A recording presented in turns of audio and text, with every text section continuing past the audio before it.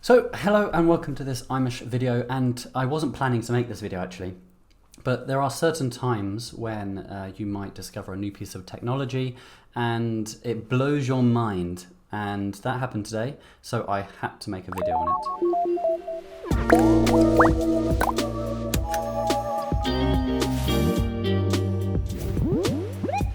Okay, so to answer the question that's in the title, will AI take our jobs? And I think it would be very arrogant to think that AI will never take our jobs or change it in such a vast way that it is no longer the same thing. So I think that AI is eventually going to take all of our jobs because it is incredible what it can do already, and it is going at such a pace that who knows what it can do in like 10, 20 years time. But saying that, I still think that there will be some human intervention in some way, but who knows? But when I was thinking about this topic, and I was thinking in terms of an architectural visualizer as myself and what clients request from us and what we produce, I think that the AI is going to struggle for a long time to create that. So for example, the customer might send you the floor plans for a 10-story building, and the building has a very specific facade and the windows are very specific spacing, and then the customer wants you to make an interior scene, but the interior scene is specifically 305 centimeters wide by 402 centimeters long. They want a very specific sofa in this scene, but they say, oh well, the sofa won't actually fit in real life, but if we can modify the sofa so it does actually fit into the scene in a realistic way. And also at 2 p.m. the sun comes through this window in a very beautiful way, so we want to make sure we capture that sunlight at 2 p.m.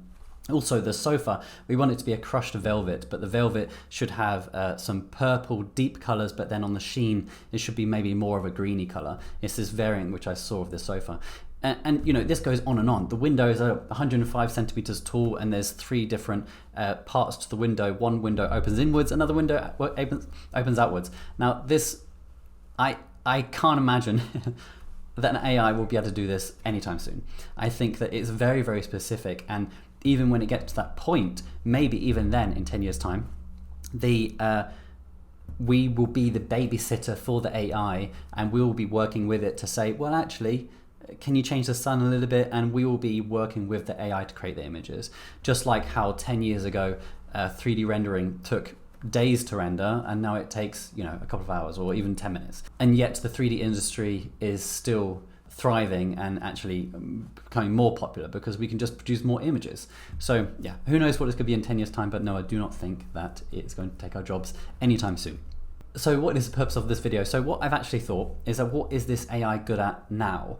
And it is an idea generation machine.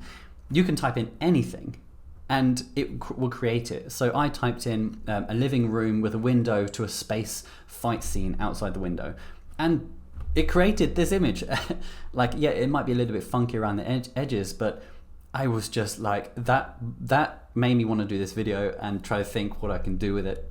So then the next thing I did was I typed in a Scandinavian scene with a blue and yellow sofa, and it created this. It created several different variants. I found the one which I thought was most appealing, and then I thought what would be really cool is to use this to create an image myself. And so what I'm going to do is I'm going to try to use this as my reference, and I'm going to try to create a more photorealistic image which is more accurate and less dreamlike, so the edges are not blurring into each other, and just to use it as inspiration, because I think that is what it is good at now and what people could use it for. So the first thing that I did is I put the image to the side, and then I was using that as my reference to very quickly put together a room which kind of fit to how it looks in the image. So it looked like it had a very slanted roof on the top, and that's basically what I just quickly did.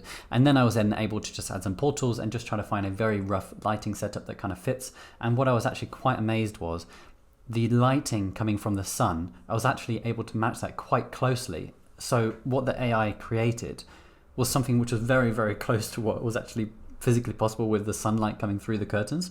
But the AI actually has the sunlight going right up to the ceiling, which is not correct, but I was then able to get it pretty close. Then the next step that I did was actually just start blocking out the sofa just so that I can try to make sure that it fits, and just find a bean bag and other items just to try to space out the scene a little bit. Then I was then able to just very quickly put together a sofa.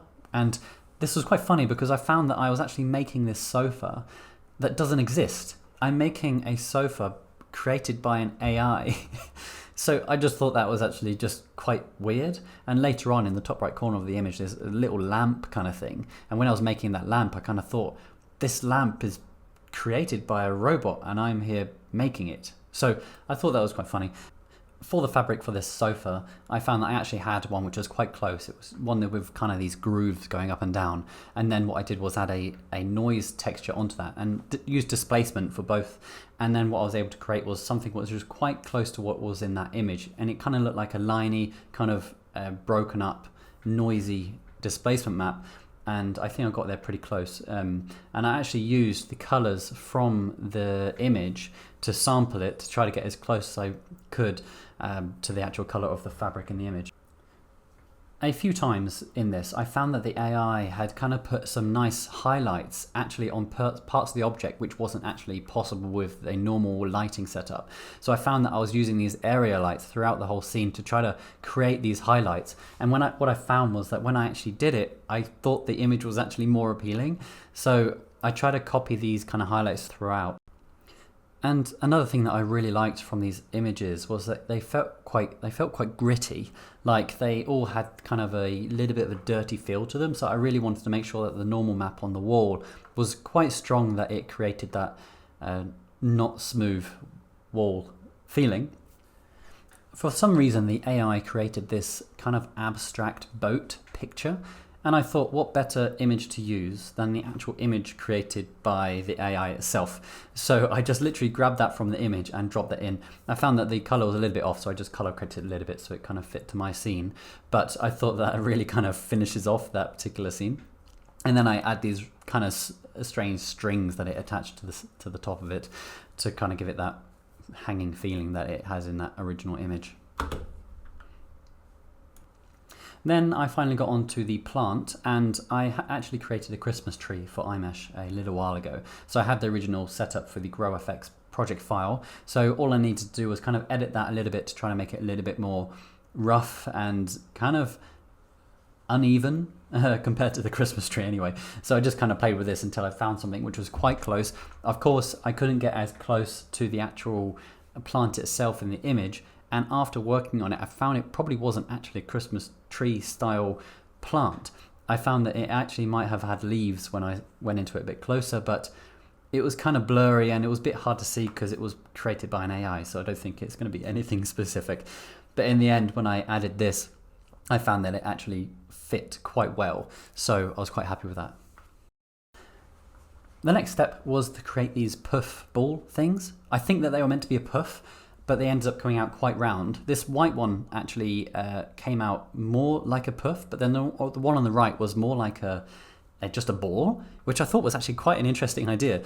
To have like an architectural scene, if you want to have something that's a little bit different, why not a fabric ball? You know, it could work as a chair or something like this. Have a few of them slight different sizes, maybe just slight different colors, and it could be quite cool. But I really enjoyed making this one particularly because I was able to then use the new fabric brush in the sculpting to try to push out those creases which you can find in the original image. And I think that the end result actually turned out to be pretty close to what I wanted. And then eventually I got onto the next ball, which is the one on the right hand side, which was literally just more like a ball. So it was quite easy to make. I just had a rounded cube kind of shape and then just slightly deformed it. And then added the material from the blue sofa because I found that they were very, very similar. And then I used a normal texture to kind of bring out the bumpiness and try to make it look a bit more like it is. It kind of looks like it's trying to be furry, but it isn't quite. So I thought a very rough kind of thick fabric would look and fit quite well. Then eventually I just got onto the floor to try to bring out some more knots because that image was quite knotty, and then I also deformed some of the wires on some of the lamps and things like this just to try to finish off the image and get it as close as possible. But I really am fond of this lamp for some reason. I have no idea what it is, but it came out quite well and I quite like it. And then eventually I just moved on to the Photoshop and started color correcting. Okay, so this is the end result. This one is my one on the right hand side, and I'm pretty happy with the result. I love the idea of everything that it came up with, from the plant, which is kind of a little bit old, to these round balls, to this crazy lamp thing.